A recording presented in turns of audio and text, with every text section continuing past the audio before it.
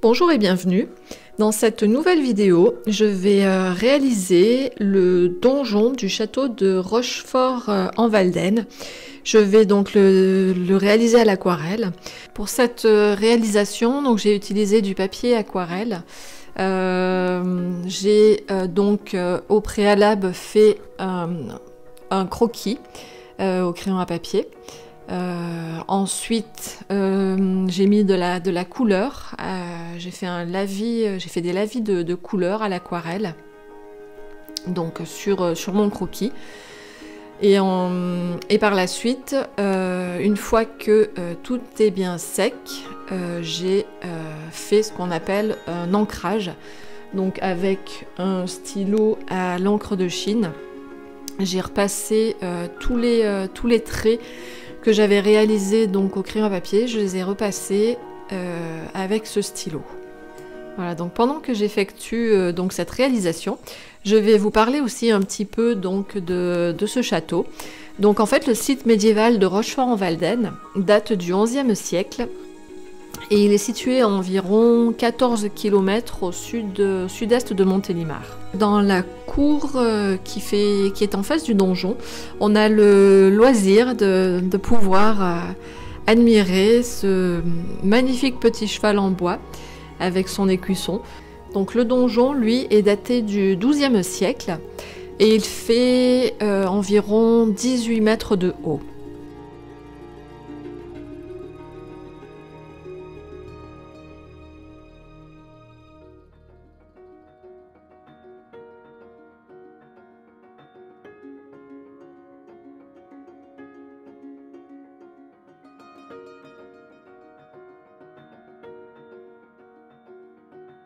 Au premier étage se situe la grande salle que l'on appelait la salle noble. Et cette salle ne comportait pas de cheminée et ses occupants se chauffaient uniquement avec des braseros. Donc en fait, cette salle est accessible donc par l'escalier que vous voyez donc sur mon dessin, donc dans lequel j'ai commencé à faire l'ancrage. Donc en fait, il faut y accéder par cette porte. Dessous de cette salle se trouve la salle basse qui en fait servait de cellier et à laquelle on accédait par une trappe située dans la salle du premier étage.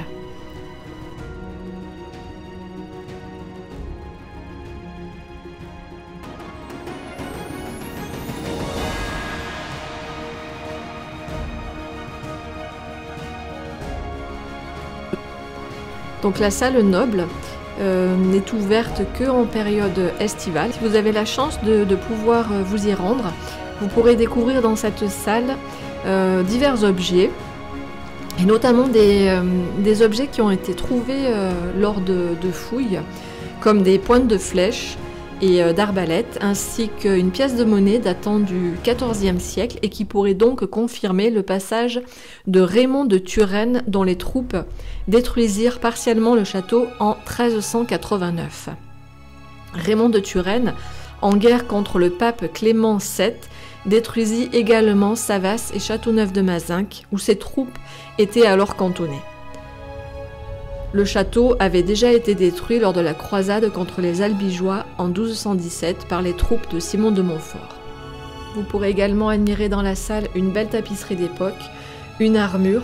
Quand on regarde cette armure, on a quand même du mal à s'imaginer que les chevaliers montaient à cheval avec. Ça paraît assez fou vu le poids qu'elle doit faire. S'imaginer monter à cheval avec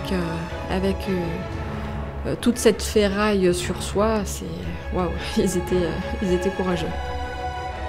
Voilà, donc c'est vraiment une très belle salle qui nous plonge dans le passé. Et voilà, quand on pense que des gens ont habité dans ce donjon, voilà, c'est quelque chose qui nous prend un petit peu aux tripes quand même. Maintenant, nous allons prendre l'escalier qui mène donc à la terrasse du donjon.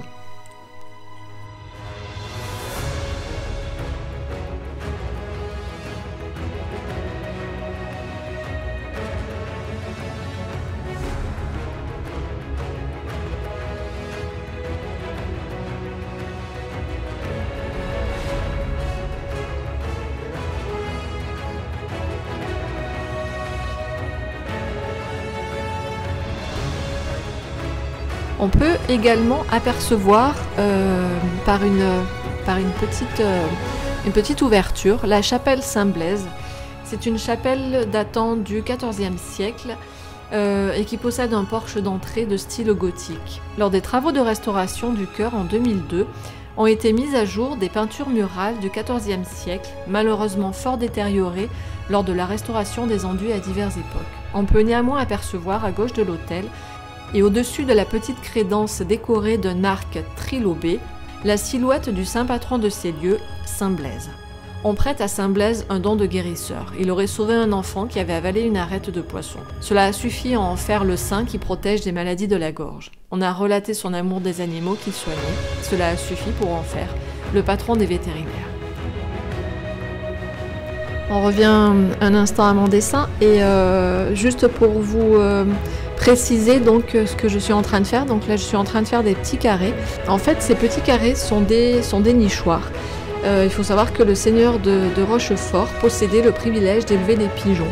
Voilà, donc en fait les pigeons nichés dans ces petits abris qui sont construits en pierre, plus résistants et donc plus résistants à l'extérieur que les boulins de terre cuite utilisés dans les colombiers fermés. Vous avez également une dalle horizontale saillante qui permet aux oiseaux de prendre leur envol et des dalles verticales constituées des parois. Une fois arrivé sur la terrasse, vous pouvez admirer un magnifique panorama sur la vallée du Rhône. Le temps de cette réalisation, je vous ai donc parlé un petit peu de ce site médiéval et je vous invite à aller le découvrir si un jour vous passez dans la Drôme. Mon aquarelle est terminée, ainsi que cette vidéo. J'espère que cela vous a plu.